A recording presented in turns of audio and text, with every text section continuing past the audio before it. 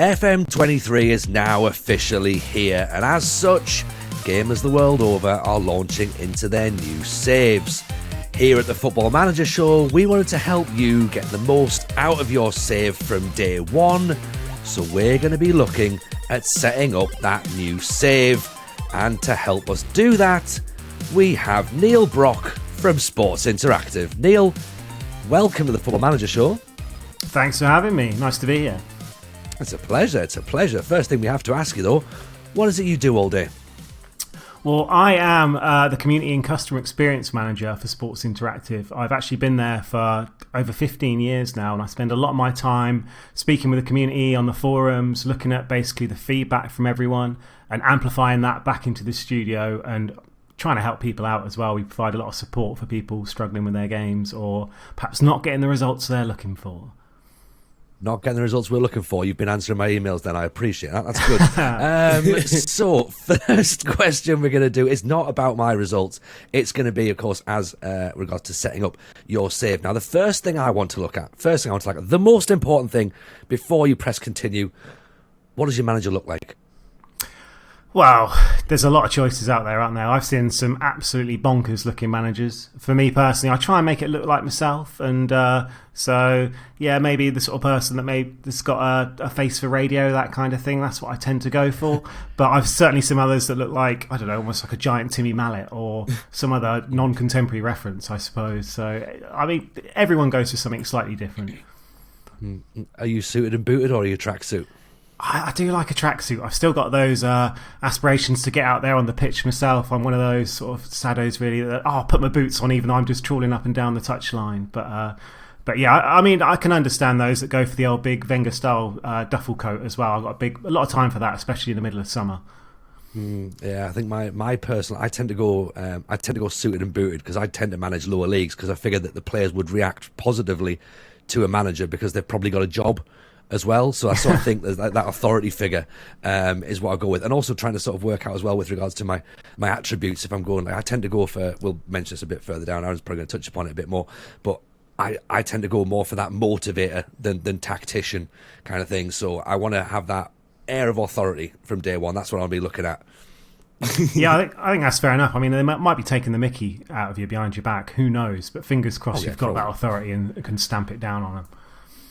There's several WhatsApp groups in the club that I need to stamp down on actually already. So. But yeah, talking about manager styles, so when it comes to the manager attributes now, of course, if you're a motivational manager, for an example, you want to have some motivational attributes. So what are the key attributes? What attributes should we be looking at? And what do some of them mean as well? Yeah, I think for me, when you sort of start a game, I would certainly lean towards that side, that kind of the mental skills over the coaching, especially if you're at the higher levels as well. So it's almost like making it a little bit easier and the difficulty ratings, I suppose, that you can sort of have within the game. So motivation, people management, level of discipline and determination. I'd say those are the four key ones. And that sort of gives you that balance between having the ability to kind of push back against the board if you want to get a board request through, and actually being able to keep control of your players in the sense if they come to you with a concern, maybe they want to move to another club, or that they actually bother to listen to your team talks and they're not just like playing on their phones or something like that. But at the lower levels, perhaps you've got to be a little bit more balanced with it, because if you've, say, only got like 2 coaches, you might want to have a couple of sort of decent coaching skills. But really, unless you've got no staff at all, go for that mental side. I think it's really going to help you out in the long run. Nice. Yeah, I think it's definitely a thing, is it mental over tactical. But I guess what we need to work out as well is how many leagues are we loading up? Because, I mean, again, you know, some people have got really powered PCs, some people are playing on laptops. Like, where are we going? If we want to get like a very basic level where we're going to get a decent game going on, maybe a few wonder kids popping in, like, what would you recommend? Well, for me, I would always say if you go with quick start, you won't go far wrong. But realistically, you're not going to be listening to this podcast if you weren't looking for ways to enhance how you're going to play the game. So always go for the advanced setup option. And here, before you even get to selecting those leagues, there's a few check boxes at the bottom that are definitely worth considering. And again, kind of tie into the difficulty and essentially the challenge you want from the game. Now, the first one of these you want to look at is the equivalent of what we call FM safety wheels, the disabled player attribute marking. checkbox. So there's nothing wrong with having it ticked if you want to take it easy, or if you just want to look at sort of player data and see how good everyone is. But having that hidden means you actually have to dig into the scouting, and adds that little bit of a challenge where you've got to kind of use it and dig into it.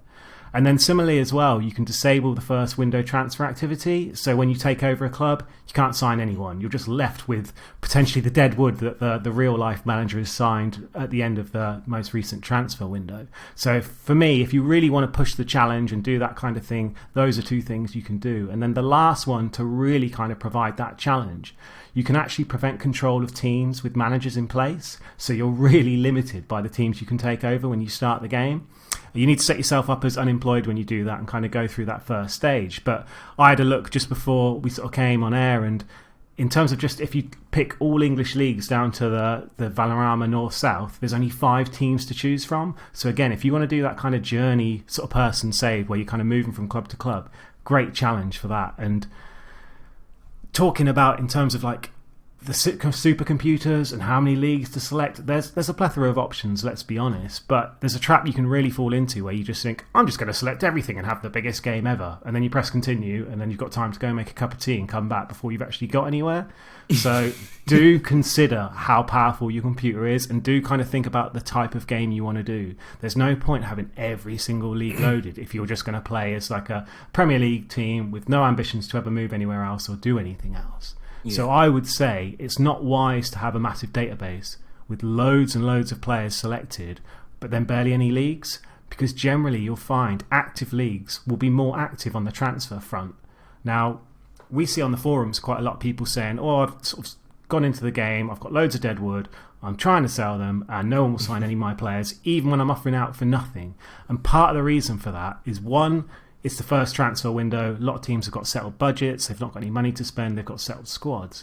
But two, and probably one of those things that people don't really think about, is they've loaded so many players into the game, and there's so few active nations that AI managers have just got thousands of players to choose from. Why are they going to sort of pay for your overpriced winger when they could just sign someone sort of cheap bargain from some random Colombian league or something like that? So do really have a think about the number of leagues that you want to load in terms of how realistic you want your game to be.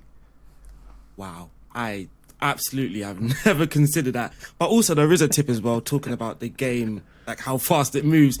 When you're in your game, you've loaded everything up, you're in the game, you got the little FM button at the top, which is options, and then there's detail level as well. If you go into detail level, you can kind of manage the match details that the game offers you. So an international break, if like for the World Cup, for example, you can really have detailed stats, I think it is, and then, or you can just go to none, and it kind of speeds your game up a little bit. So when you are continuing, the process is not that long.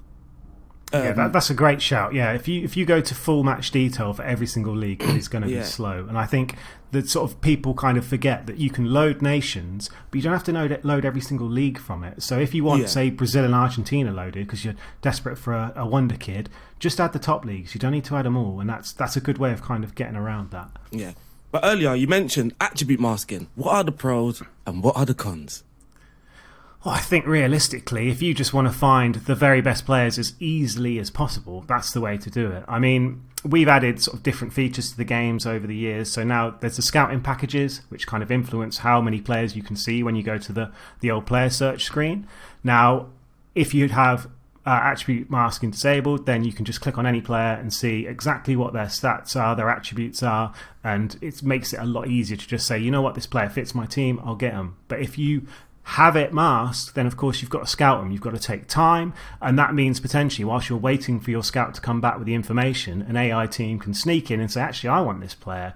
So you've really got to sort of balance it out a lot more, especially if it's a player you've never heard of. If you're sort of managing in a league you're not that familiar with players you're not that familiar with, that really does mean you could potentially take a risk, sign a player, and then when you see their full attributes the first time, you're like, oh right, I didn't realise that they are the slowest player in existence. Whoops, I wish I'd picked that up. So that's where that challenge comes in. One challenge I have, Neil, is meeting the squad. Okay, now, day one, I come up and I say hello. Seems to upset a lot of people. Why? What did I do wrong? What are the do's and don'ts? Why do they want promises that I can't keep? Well, have you checked your breath? You make sure that you brush your teeth in the morning. I think that's definitely something to consider. But if it's not that, then I would say when you first come into the game, you get kind of that the information pack that first comes through. You get your swanky office, you can see the shirt on the wall, and it gives you some information. One thing on that screen to really pay attention to is the media prediction, to kind of get an idea in terms of where this team is expected to finish. Again, you may know them from real life, you may know all these things already, but if you're picking a team that's a little bit out there, you've really got to pay attention to this stuff, because the last thing you want to go in and say, right, we're going to win the league, when realistically they are a terrible side that's going to struggle with relegation. And similarly, I suppose in the sense of we spoke about creating your manager, there's a lot of stuff about experience in there as well. So if you're like you've got all the coaching badges. If you're an ex-international footballer, you've kind of got that reputation where you walk into a room, everyone stops and they pay attention. If you're someone who played down a bit of Sunday league and you wouldn't know a football from a tennis ball, and you walk into a room to manage a team, they're going to smell your fear, I suppose, straight away. And that's where they're probably going to get a bit disinterested in what you've got to say. That, again, a challenge. It's going to take you a long time to kind of earn their trust. And you can only really do that on the pitch with results. So that first team meeting, you just want to get through it unscathed. Yeah, that's definitely worth noting. And of course, as well, in that manager setup at the top, you can set your experience to be representative of the league you're managing in as well, rather than sort of taking a guess on it. You can say, let's say you're managing in the Premier League, you can set your experience to Premier League manager, and then if you want to do Sunday leagues, you can do that as well. Is that right? That's right, yeah. So again, that experience level definitely ties into it. So, and there's also a slider where you can kind of go more towards the coaching side or more to the mental side. So you've got a few extra points to spend. And as we mentioned a bit earlier, I would always personally drag it a bit over to the mental side and just get a few of those extra points to spend on those things like level of discipline. So again, if you walk into your team meeting, you've got strong level of discipline, you've got strong motivating skills. Those are the kind of things that are going to earn the players' respect. Nice. So that's the squad meeting, all done and wrapped up. But what about the first board meeting that you have? And what are the do's and don'ts? Because, yeah, my board meetings don't really go too well neither. I think, again, it's that aspect of coming into the game, understanding where the club are and sort of not trying to do something overly ambitious. If you go for sort of, if you want to have a lot of money to spend, yeah, you can go for grand ambitions, say, oh, we're going to walk the league, etc., going to do well in Europe or the cup competitions. But with that becomes pressure. And with pressure, it means a few bad results and you're in big trouble. And something we've kind of added for this year is obviously the supporter confidence as well, which ties in heavily to those kind of the board confidence and the club vision as well. And the thing about the supporter confidence, there's certain clubs who really listen to the fans. Like the sort of clubs where I think Newcastle's probably a good example, for instance, whereby people in the crowd, if they start to turn on the manager, generally the board get a little bit twitchy. And there's other clubs that just completely ignore the fans entirely, probably wouldn't even know they exist. So that's something you can actually go into club vision and look under performance and see how heavily your board are influenced by the fans. Really recommend doing that. And again, if you kind of want a bit of extra breathing room, you'll find that some of the competitions, let's say for instance you're managing lower league in England, like the Papa Johns, you can just mark that and say, actually, I don't want this to kind of count towards anything. I don't want to be judged on this competition. Now, it might be easy to think, I'll just do that, it'll be really easy. But if the expectations for that competition are like reach the second round, you might want to keep that on, because it may be if you overperform in that competition, it can make up for deficiencies you've kind of fallen into, say in the league or again in sort of stronger cups. So don't go all in and just say, I'm going to win everything, give me loads of money, unless you're really confident that you can actually do that. Yeah, to be fair, that was what I was about to get onto actually, was the supporters' confidence, because I mean, again, it sounds like a me problem, really. But I get a lot of angry messages, especially with this. Even on a new feature, it still seems that I've got supporters' backs up quite a bit. Now, is there any way of me turning their opinion, or is it like in real life where if a set of fans have got an opinion about you, then that's it, and you've got to really grind to change them, or is it fluid?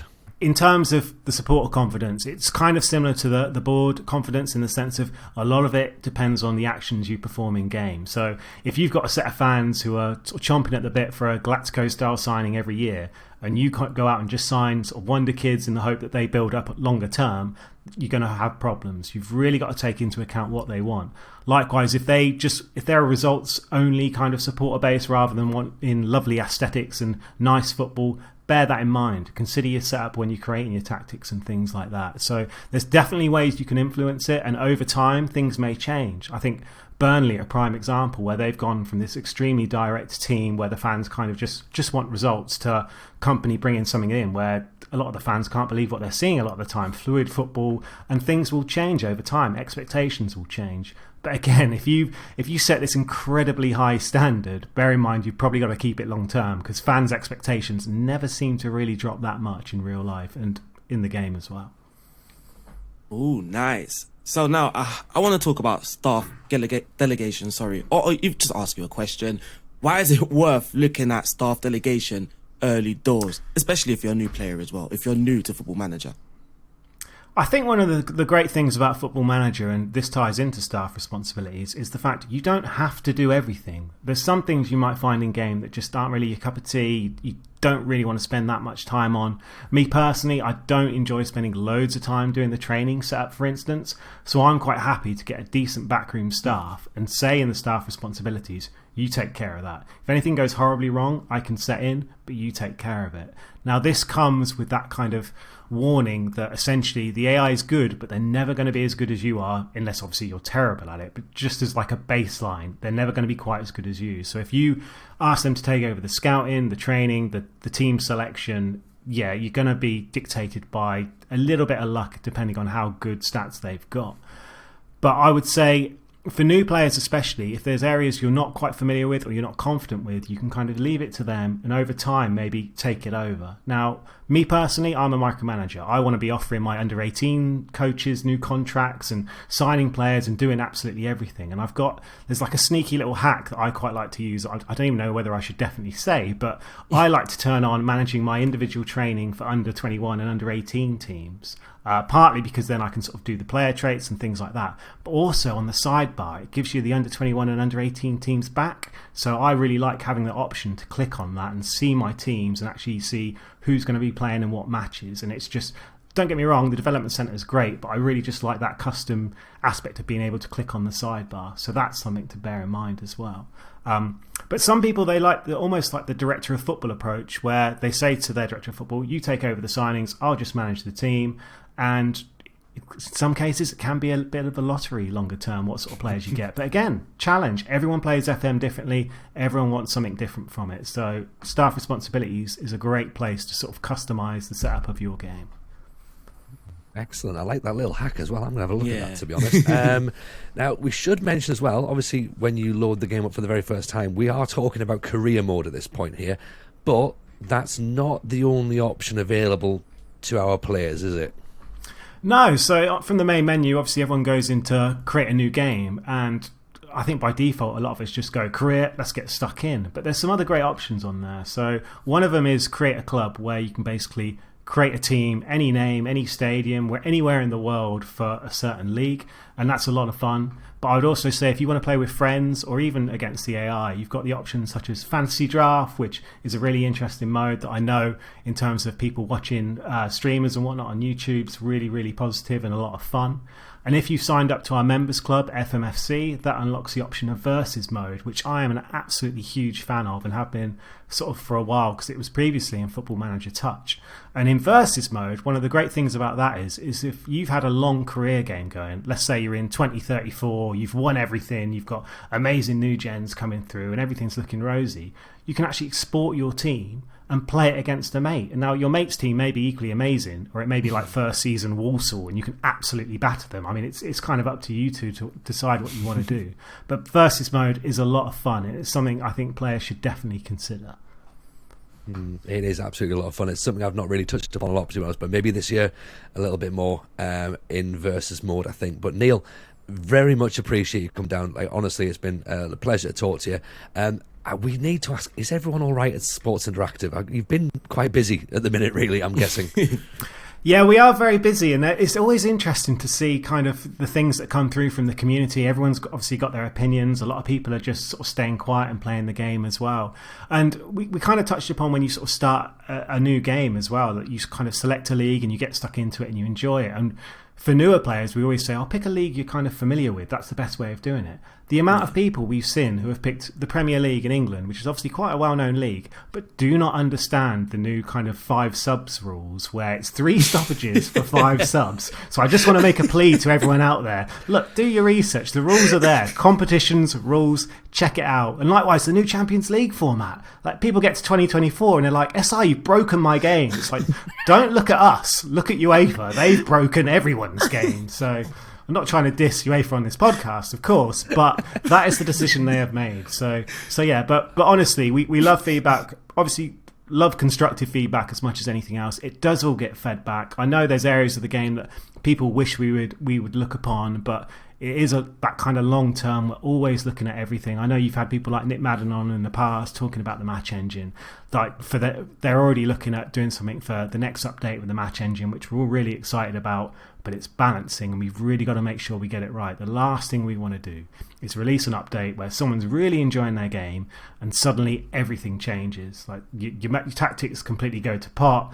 Defenders start doing things crazy. Strikers start shooting from miles out. We've got to make sure everyone's going to enjoy it longer term. But I mean, on behalf of everyone at SI, like, we really do hope you're enjoying the game. But if you do want to leave us any feedback or feature request ideas or anything like that, our community forums, our social sort of media on Twitter and everything else like that, do get in touch, because we'd love to hear from you. Is it okay if you just plug the forum site so people listening know where to go? If that's okay. Yeah, so community.sigames.com. We've had a long-standing community there for many years. There's loads of different areas. If you're interested in, say, the editor, there's stuff for that. If you play the mobile game or any of our console games, if you want to leave a feature request, if you want to log a bug, anything like that, it's kind of the place to be. Certainly for me anyway, because I'm on there quite a lot. But yeah, hopefully you enjoy it as well. Excellent stuff. Neil, as I say, we appreciate the work you all put in. Neil Brock from Sports Interactive, thank you very much. Thank you, much appreciated.